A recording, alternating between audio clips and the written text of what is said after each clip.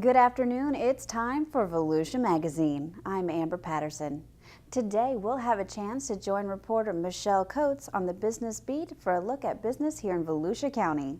And we'll hear from health reporter Stephanie Strong of the Volusia County Health Department for a look at the STAR Center of the Halifax Health Ministries. And finally, we'll join Community Information Director Dave Byron for an in-depth interview with Lucinda Colee, Director of Volusia County Libraries. Those segments, news, and more coming right up on Volusia Magazine. We hope you stay tuned.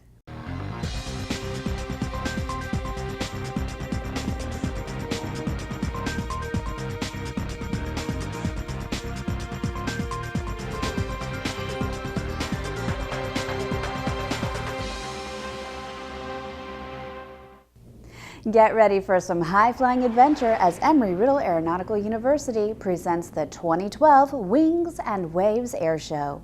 The show will take place October 13th and 14th off the Daytona Beach shoreline in front of the Hilton Daytona Beach Oceanfront Resort. Over 40 aircraft are scheduled to take part in the show, including United States Air Force Thunderbirds, the Canadian Showbirds, and the Black Diamond Jet Team. Other acts include the Geico Skytypers, FA-18 Tactical Demonstration, World War I dogfights, and world champion parachute jumper Cheryl Stearns, just to name a few. Steve Cook, the Director of Business Development at Daytona Beach International Airport, said the air show is a real treat for locals and a big boost for tourism. Oh, it's a tremendous economic boom. We're going to have 40 or 50,000 people here in Daytona Beach.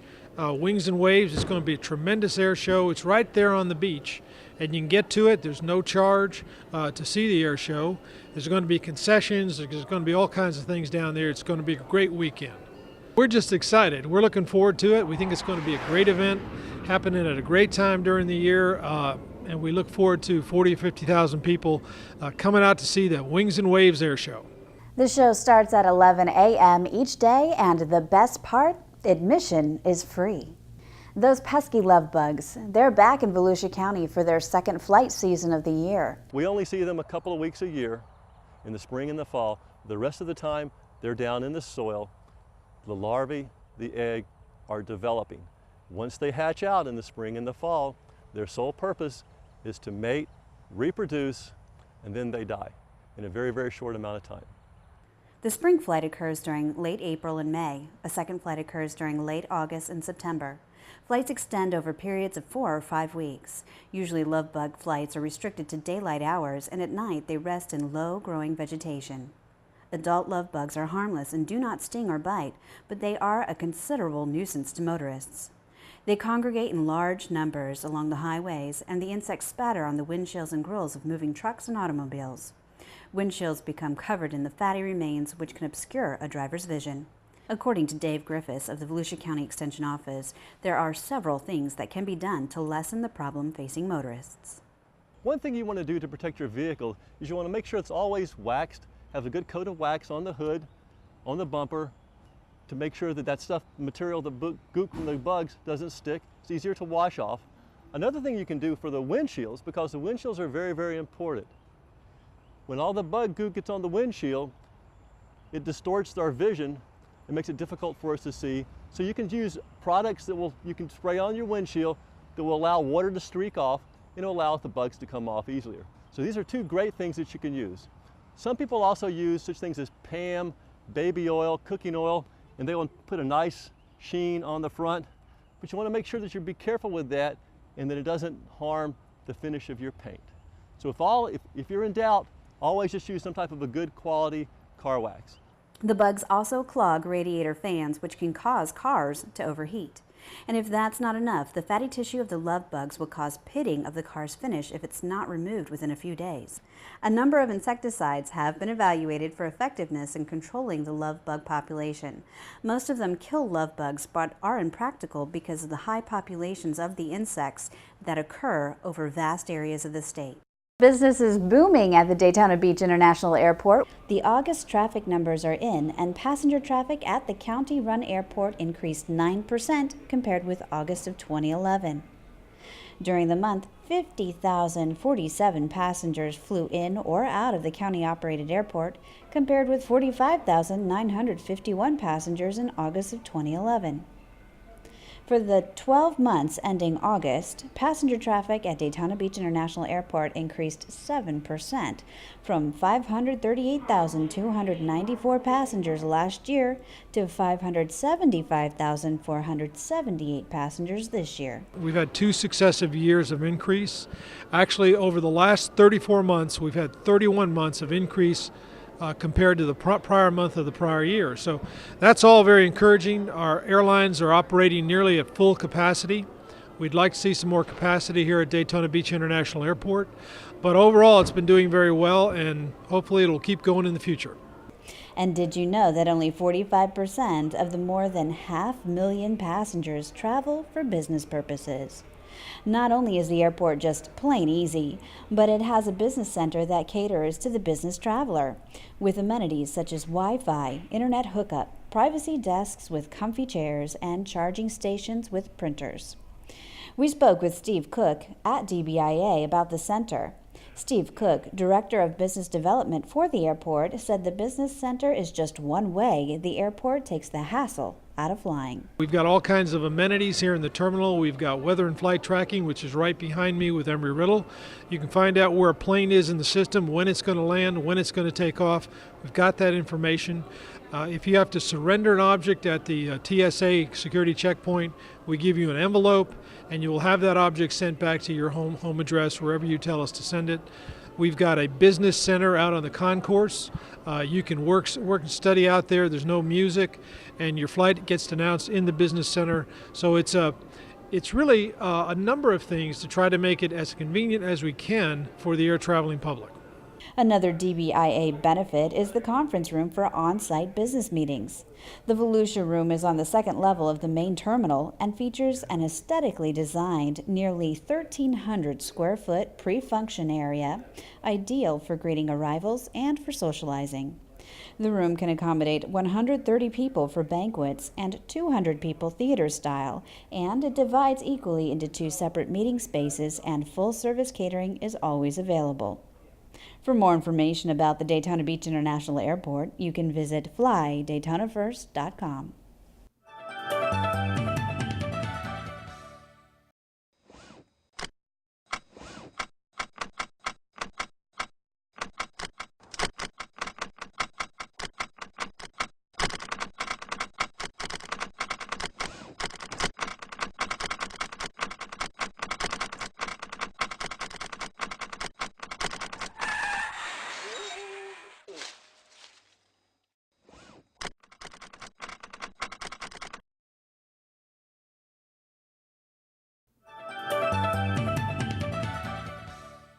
And now let's join Michelle Coates for this Business Beat report.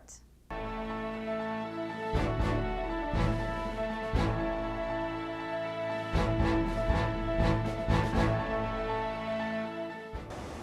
I'm Michelle Coates with the Business Beat. Today we're at Command Medical, whose products you may use every day and not even know it. Command builds products that are designed and sold by other companies. Their logo or name isn't necessarily known to those outside the industry. They are the silent workers building the medical devices that companies like Johnson & Johnson sell in our hometown and around the globe. And a lot of this manufacturing is happening right here in Ormond Beach. Bags for blood collection, blood storage, blood transfusion. We make a lot of tubing, and then we take those particular processes and we move them into packaging, assembly and packaging of medical products. Command Medical Products was established in Volusia County in 1987. The company was formed to serve the growing outsourcing needs of the medical device industry and is under the leadership of its founder, David Slick Sr., President and CEO.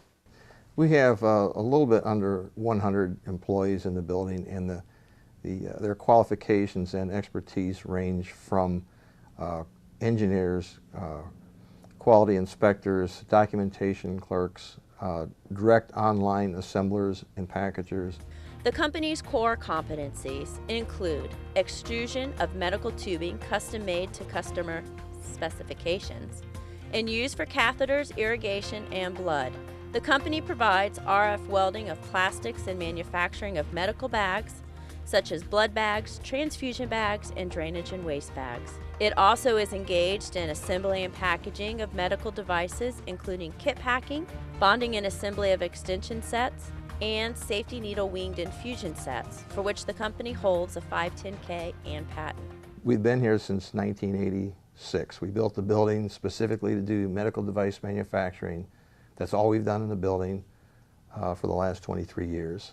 Command is an FDA registered facility with ISO Class 7 clean room manufacturing capabilities. It operates from a 56,000 square foot plant in Ormond Beach. The company recently opened a new manufacturing facility in Managua, Nicaragua, which complements its U.S. operations by expanding the company's capacity in high-volume, labor-intensive production. This is the headquarters for the company, will always be the headquarters for the company. All of our engineering is done here, all documentation, administration, marketing, sales, everything is done here. Most of what we do is hand-assembled. There's very little automation that we can do in medical products. So we moved to Nicaragua with the idea that we will have a very, very productive, low labor content area to move high volume hand-assembled products to. We've been there for about 5 years now. But we're still hiring here, so it's not really impacted our employment locally here. Thanks for joining us today. I'm Michelle Coates with the Business Beat. Helping the homeless just comes naturally to the leaders of Halifax Health Ministries. When people are in need, they can count on a hot meal and a warm place to sleep. It's especially tough when little children are involved. Stephanie Strong takes us to the Star Center to get an up-close look at what's being done to care for those in need.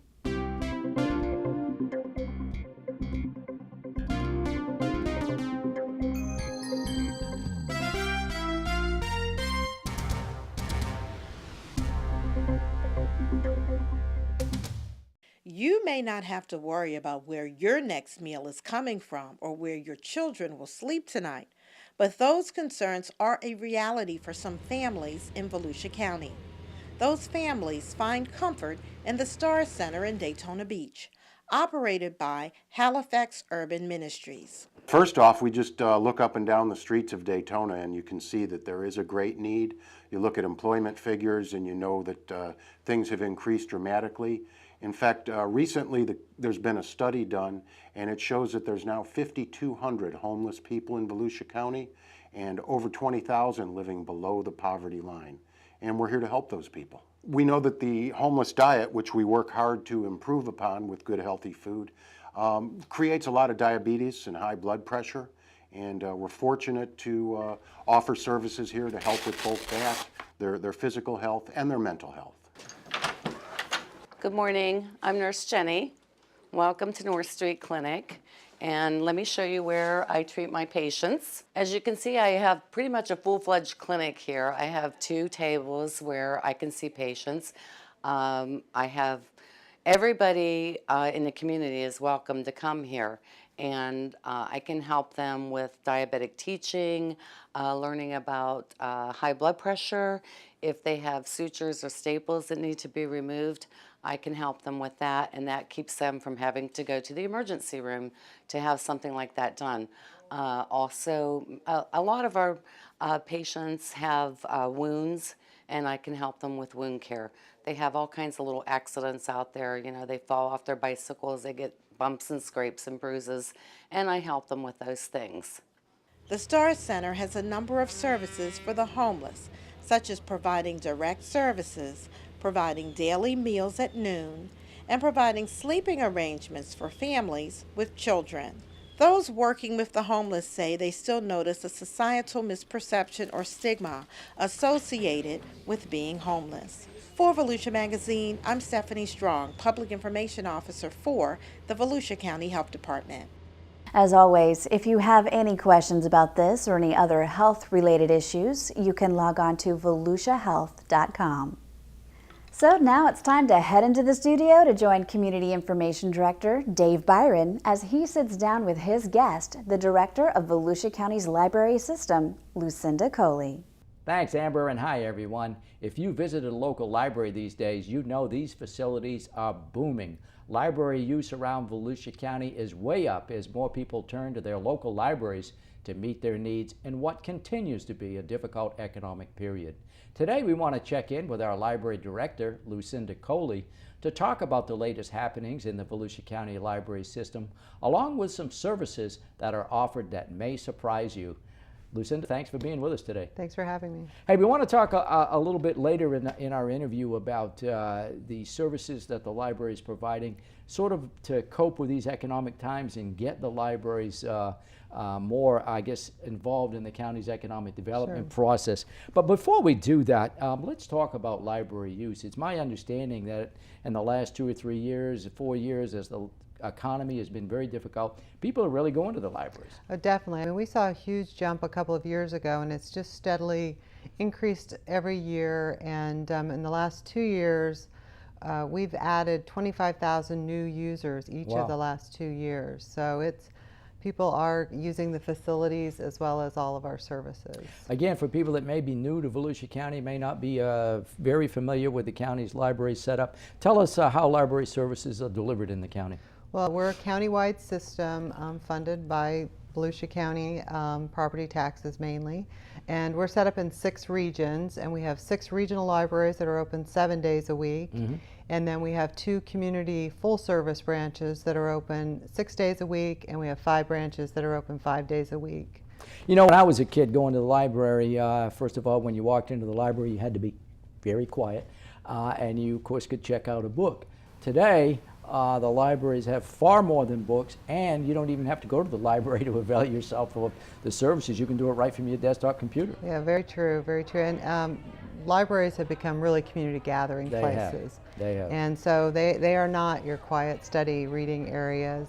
But yes, beyond the traditional library services, which people flock to the buildings for, from their home or their desktop at their office, they can access a wide variety of databases. We subscribe to more than 50 subscription databases that either we pay for or the state of Florida pays for.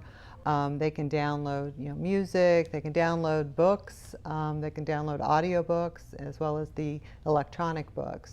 Yes, and a lot of these items that you check out electronically, they sort of expire at the end of the time that you can use them. So that saves, I would think, your staff time. You don't have to check these materials back in. Oh, absolutely, yes. They do the electronic books, the e-books, as well as the audiobooks. They automatically expire from your device at the end of the circulation period. And of course, another perk is that there are no fines or fees if a patron would be late returning the item. Yeah, so if you're a little bit delinquent like I am sometimes, this prevents that from happening. Absolutely. Hey, one of the things that the County Council just renewed was a service called Freegal, which is a downloadable music system service. Tell us how that works. It's really popular. It's very popular, and Freegal stands for Free and Legal Downloads. And with a Volusia County Public Library card in good standing, a patron can download 3 songs per week, and they're theirs to keep. Right. Those do not expire. They have access to, I believe it's more than 1 million items. It's 120 different music genres. It's the entire Sony music catalog, as well as all their umbrella companies, as well as a lot of independent music companies, and it is very popular. You know, one of the things that's always amazed me about the library system and the great job that you folks do over there, but you know, this world of technology is changing so rapidly, and I think people expect their library system to keep up with or stay ahead of the technology curve. You all do a great job with that. How do you manage to stay ahead of the technology curve? It isn't easy. We try. But we just try to keep up with what our patrons are asking for. We're very community driven. What do our patrons want? And we're constantly researching and just watching the trends and best practices in public libraries so that we can try to keep up with with what our patrons, what their needs are. Right. And the technology services, if I'm not mistaken, are among, if not the fastest growing element of circulation in the library system, is it not? It is. It's growing rapidly as far as those folks that are downloading from Right. home, but also, you know, I think that years ago we thought that the use of our public access PCs would lessen as more of our residents bought their own devices and had Right. them in their homes, and we're not seeing a drop-off really at all there. Right. We get close to 500,000 user sessions on our public access PCs, and what we're really seeing, and I think this is part of the downturn in the economy, are the number of people that are bringing their devices that are wireless compatible into our facilities and using our wireless network. And at any given time when the libraries are open, we see more than 150 users on our wireless network using their own devices in the libraries. That's an incredible statistic right there, because I think you're probably right. That's a lot of people who can't afford, you know, these services at home, so they go to the libraries and take advantage of the Wi-Fi. That's awesome. Yeah, definitely. You know, one of the other things that I know the library system has done is, you know, when you recently completed strategic plan, you talked about how the libraries can be more involved in economic development and how you can provide services that meet the needs of people in these difficult economic times, and you've done sort of both of that. Let's talk about services that are available to people that maybe they're trying to get a job or different job skill or fill out a form or that sort of thing. Tell us what you do in that area to help people. Well, we do offer traditional classroom lab, computer lab classes for a lot of folks that are seeking basic computer skills. And we've had those for a long time, and they continue to be very popular. Right. But we've also added some what we call e-labs, and we had several friends of the library groups that were very generous and donated these laptop labs. And we've made time available in meeting rooms where we set up our labs, and then we have staff available to work one-on-one with our residents who are looking for jobs, who are perhaps even writing a resume for the first time in 20 years, need help with their cover letter, where to search for a job. Right. Maybe they're applying for unemployment benefits, public assistance, either for food or for housing, and we make a librarian available in these small group settings where they can work one-on-one with these individuals to either answer their questions, move them in the right direction, and provide assistance to them. And one of the things that a lot of people are surprised of, and even people that are actively involved in business or business development or that sort of thing, a lot of times they're not aware of the great volume of database information that's available in the library system. You all subscribe to some terrific databases which have valuable information for economic development purposes. Oh, absolutely, and probably our top one is something, it's called Reference USA. And we know that if it goes down, we know it's down because we start getting calls right away from small business folks generally who are using that database. They can use it to create mailing lists. They use it to track the demographics around where they might want to open a business. They can find out how many businesses perhaps were in that location. Right. Did they fail? What were they? They can search for other similar types of businesses in the area.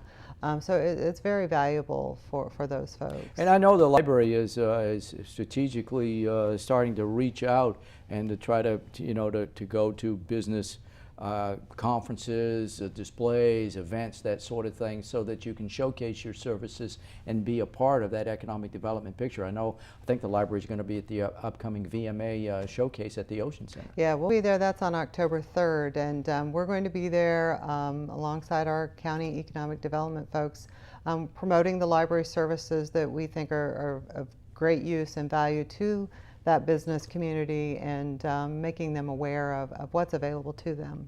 Of course, I've talked to Rick Fraser of the Center for Business Excellence, and the library systems are sort of tied in with his operation now. Again, that's all, I guess, related to providing job skills and helping people get employed. Well, absolutely, and we sort of complement what they do. Theirs certainly is on a much larger scale. But as you know, a lot of our residents come to the library because it's a very comfortable place. It's Sure. a place that maybe they've been coming to since they were very young, and our librarians have the skills to help them. They've been through formal training and informal training, and they're very willing to Sure. help residents who come to the library. Yeah, it's kind of like you can get that one-on-one help, but you don't have to go to the local college every time. Right. You know, one of the other things that I wanted to mention is the fact that, and you said this right at the beginning of our conversation, the libraries are kind of community gathering places. They're more than just a place to go and read or check out a book. You all offer some magnificent programs, some very, very wide and diverse offerings. Tell us in general, what the county's approach is to library programs. Well, we try to offer something that will be of interest to most of our residents, and we recently, in the last couple of years, we used to always have toddler story times. Now we have infant programs. Wow. And we offer programs for every age group through adults. Coming up in October, we have Cyber Safety Month for those folks who are using computers at home. How do they keep safe? How do they protect their privacy, protect their information? Right. And so we have those going on. We're going to have something for the business community in December, which is Business Plan Writing Month, and we're going to have a couple of programs with some assistance from the SCORE folks on how to write a business plan and how to work with that if you're trying to work towards starting a new business. After school, we have a lot of after school programs for the younger kids, but also teens and tweens, especially in our Daytona library and our Port Orange library. They're within walking distance. They come in, and we try to engage those kids in some fun and interesting programs. They've been sitting in school all day. Yeah. And so they're not ready, usually, most of them, to sit down and start doing their homework right away. But I guess what I'm hearing you say is that the libraries in Volusia County are very active places. They're not passive places. Absolutely. They're very active, and they're very community driven. Right. And we love to have the kids come by after school. I mean, I don't think anyone can argue with the fact that having a kid in a safe library environment, getting some positive instruction and some good interaction, it probably doesn't get any better than that. Oh, it doesn't, and we love to see them come to the library. Well, Lucinda, I know there's just so much more we could talk about. Volusia County has a great library system. Tell people how they go about getting a library card if they don't have one. They just need to stop in at any of our branches, and they just need to bring their driver's license or identification that has their local address, their Volusia County address, and we'll fix them up with the library card, and they have access to our online services and our in-house services as well. And all you got to do is have that card, and you can get all these materials for free, huh? Absolutely. Lucinda, thanks for sharing the information with us. Again, great job out there in the county library system. Thank you for having me. Our guest today is our County Library Director, Lucinda Colee. And with that, we'll go back to you, Amber. Thanks, Dave, and thank you for watching Volusia Magazine. If you have any questions about our program, just give us a call at any of the numbers you see listed here, or you can log on to volusia.org. You can also watch the show online. Just go to volusia.org and click on the Volusia Magazine icon. And we hope you won't forget to listen to Volusia Today, Volusia County Government's public information radio broadcast. Volusia Today airs every Tuesday and Sunday mornings on the local radio stations you see on your screen. And last, we'd like to invite you to the next Volusia County Council meeting, which is scheduled for Thursday, October 4th at 9 a.m. in the council chambers in DeLand. Public participation is welcome. For Volusia Magazine, I'm Amber Patterson. Have a great evening.